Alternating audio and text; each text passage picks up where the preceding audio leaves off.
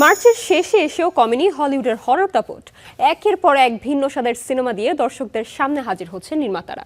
এই তালিকায় নতুন করে যুক্ত হয়েছে দুটি আলোচিত সিনেমা, একটি দে উইল কিল ইউ এবং ফরবিডেন ফ্রুটস।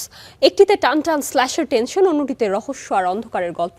এই অন্যদিকে একই দিনে মুক্তি পাচ্ছে ডার্ক থিম ও রহস্যময় horror cinema forbidden fruits. Goat's milk, thigh gaps, rose petals, bone caps, truffle oil, bitch slap, blood clots, juice press.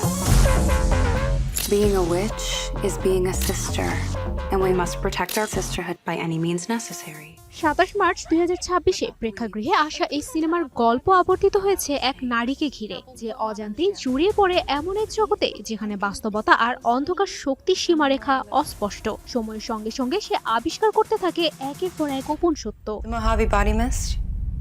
Yeah. Visually সিনেমাটি তৈরি হয়েছে ডার্ক টোন আর প্রতীকী দৃশ্যের সমন্বয়ে, যা দর্শকদের ধীরে ধীরে টেনে নেয় গল্পের ভিতরে।